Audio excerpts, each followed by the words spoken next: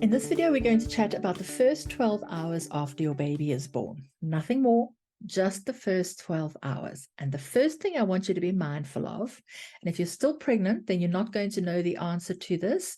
So this is bringing your mind to it so that you can be mindful of it. If you've already had your baby, you've got the facts, and it's definitely going to help you to understand your baby's behavior. And that is the way that your baby is born, and honoring and taking into account the way that your baby is born and how that might impact and influence your baby's first feed. Because yes, the first feed is important, and it's lovely when they come out wide awake and alert and they go straight to the breast and they suckle and they suckle and they have a really long, good feed. But when that doesn't happen, it doesn't mean that it won't happen, and it doesn't mean that there's anything wrong. Rather, it's probably something to do with the fact that either you had a particularly long and challenging and difficult labor, so you're feeling exhausted, and so is your baby. They're not necessarily traumatized. It just means that the labor was long and they had to work a little bit harder to come out, and they're going to take a little bit longer to recover. If you've had any opioids or medical pain medication, opioids or an epidural, both of those would have passed to your baby, and your baby needs to metabolize them. The way that they respond mostly is that they will be quite sleepy, not as wide awake and alert as what we would like. And once again, it's about giving them the time and the space to metabolize those medications. And when they wake and when they're ready, they will respond and have that first feed. If you've had an elective cesarean section, they didn't even know that they were going to be born. If you've had an emergency cesarean, depending on what the reason for that emergency was and how you're feeling, bear in mind that if it was an emergency for fetal distress, then they've been a little bit distressed and they might need some time to recover from that. And they recover incredibly well. They may even be in the NICU, in which case you're going to have to make some adjustments. But either way, being mindful of the way that your baby was born and how that might influence the first feed. And this is specifically for those whose babies don't come out wide awake, alert, moving straight to the breast and breastfeeding as we see in the movies and doing that breast crawl. And the take-home message is to be patient and to trust that that first feed will happen. It may just take a little bit longer. So that leads me into what exactly is the first feed? What does the baby get? And the baby gets colostrum. We refer to it as a beautiful golden liquid full of goodness, which is exactly what it is. Immunoglobulins, antibodies, and it's very high in energy, very small amounts, but easily digestible, and baby literally thrives on small, frequent feeds. The amount they get is variable, but generally it's only going to be around about 1 teaspoon, and that is enough because of its very high energy content and the way that it's designed. Plus, very important to remember that actually the majority of babies' energy requirements are met by them breaking down their own brown fat, subcutaneous brown fat that they pack on in the last weeks of pregnancy. And specifically for this reason, for the first 3 days before the colostrum transitions to become breast milk, that is what happens for babies. The colostrum has many more properties than just nutritional. As I mentioned already, it's got the immunoglobulins and antibodies. It's also a laxative, encouraging the baby to pass the very first stool, that thick, black, sticky stool called meconium. The breast milk or the colostrum encourages that stool to come out, and that will happen in the first 24 hours. And then another very important function of the colostrum is to line and protect the baby's gut. Throughout your pregnancy, the only thing that passed through your baby's gut was your amniotic fluid. Yes, they do drink your amniotic fluid. They pee it out and they drink it again. So it's a virgin, clean, beautiful gut. And you want to make sure, as far as you possibly can, that the very first thing that passes through your baby's gut is colostrum, because they are very tiny, microscopic interstitial spaces, and the colostrum will line those spaces and move into them and protect your baby's gut, and sets the tone for your baby's health going forward. It's also about the microbiome, but that is a subject all on its own, and I'm not going to go into it in this video series. But just to know the importance of the first feed being your colostrum to line your baby's gut. If for some reason you are unable to breastfeed or have your baby skin to skin, to make sure that your birth team and all the people who are around you in those first hours have a very clear understanding of the importance of your baby getting colostrum as their first feed, and for nothing else to be given to your baby beyond that, even if it is only very, very small quantities, 2 mils, 3 mils, 4 mils, or 5 mils, because even when you express, you won't get that much and you're not expected to. So making sure that your support team is there for your baby to get those small amounts, ideally directly from the breast, but if for situations beyond your control, your baby is unable to be with you and breastfeeding, then for you to be able to express that and give it to the baby. We're then going to move on to skin to skin. Skin to skin, it's kind of like talked about so much, but here's why it's important. And specifically, if your baby isn't feeding immediately after birth and you are honoring that birth experience, the way that you want to honor it is by keeping your baby right here. By having your baby right here on your chest, your baby's able to smell you, hear your voice as you're talking, feel the vibration of your chest while you're talking to them. They are able to feel the movement of your chest when you're breathing in and out, hear your heartbeat, and smell you and your milk. And it means that your baby they're maintaining their body temperature from you. You are helping your baby to maintain their body temperature. So that means that their energy output is going to be much less because there's less energy being put into them having to get the right temperature. They're just going to be your temperature, which is correct because we know how to maintain our body temperature. So the energy requirements are less with that for skin to skin. Plus, all you need to do, and your head will probably be down like this, you can smell your baby's head. So ideally for your baby not to have a hat on. Remember, they are warm enough because they're with you, and you can smell your baby's head, and all of those is going to encourage the release and influence the amount of oxytocin that is released. Now, oxytocin and prolactin are the two hormones of breastfeeding that are very important and that are already there in your body. We don't just have to manufacture them, they are there.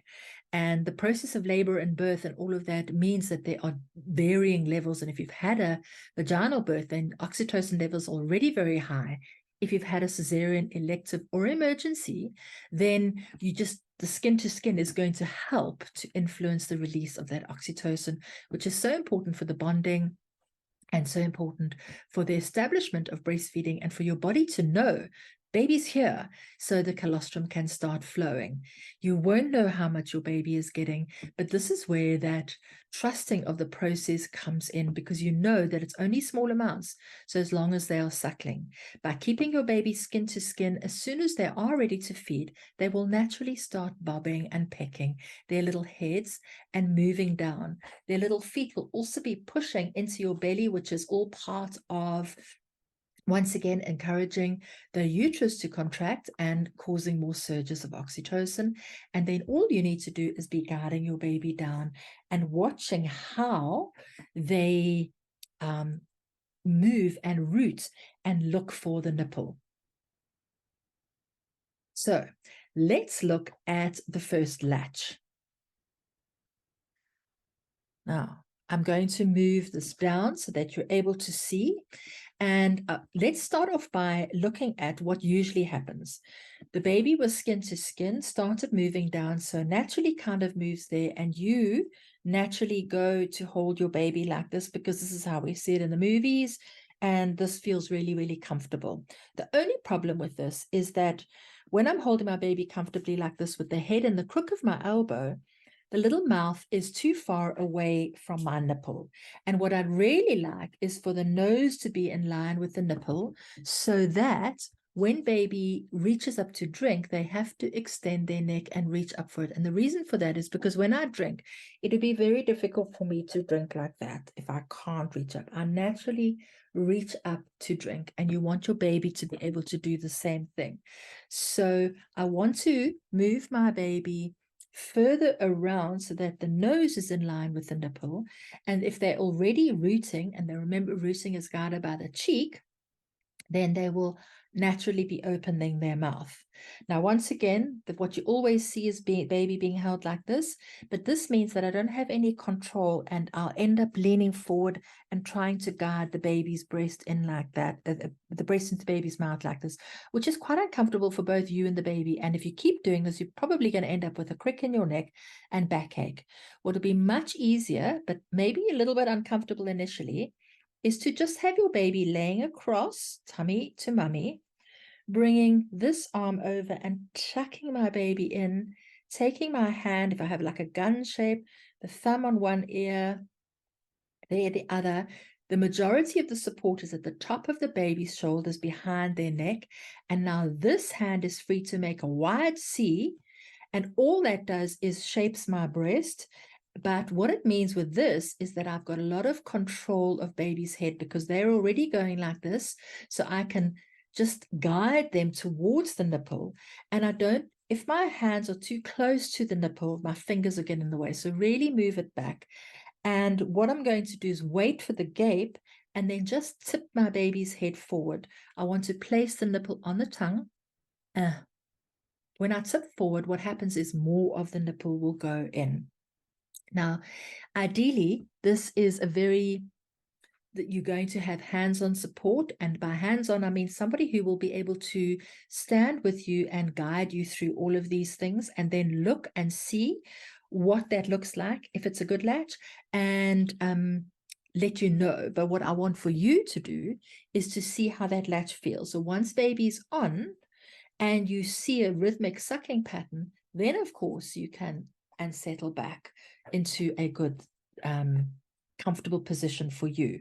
Now, another position that I'm going to show you, just because I'm here, is the football position. And it's exactly the same thing. All I'm doing is I'm shifting the baby around to this side. I've still got tummy to mummy, and I'm still tucked in nicely over here. And I might have a cushion, but I can have this hand on the breast now, wide C, wait for the gape, bring the baby on. It's this little movement. So put the chin to the breast, wait for the gape, nipple in the mouth, tip it on. Now, when I have a doll and not a crying, moving, squirming, squiggly baby, and I'm not overcome with hormones and love and all of the other stuff, it's incredibly easy. It looks easy. If you haven't had your baby yet, you're probably thinking, piece of cake. And it is, kind of, but not quite. So if you've already had your baby and you're struggling, then you know that maybe it's not that easy. And what's that, once again, that's why it's really important to get that hands-on support and guidance. But here are the things I want you to look for. One, it should not be painful. A good latch feels deep, and you will see the breast tissue moving as your baby is sucking. We always say that we would like the majority of the areola to be in, but of course, this depends on the size of your areola, okay? So just making sure that the part of your nipple that sticks out is in the baby's mouth, and a good little bit around there, because that's where the milk ducts are, and that's where your baby wants to be sucking and stimulating those milk ducts. It should feel strong but comfortable, and you will probably see and hear your baby suckling, and you will see the little jaw and ears moving. It should be a deep, rhythmic sucking motion. Now, initially, it's going to take you a while because you don't actually know what to look for. I would just want you to be mindful and come in from a place of really trusting that you do know how to breastfeed. Just remember, you've grown a baby, you've birthed a baby, and you are able to breastfeed your baby. Everything that you need to breastfeed your baby, you already have, but do you trust it? And think about that. If you're still pregnant now, I want you to think about how much you really trust that. If you already had your baby, how trusting, how confident are you? Because really, the key ingredients for breastfeeding is trust and confidence.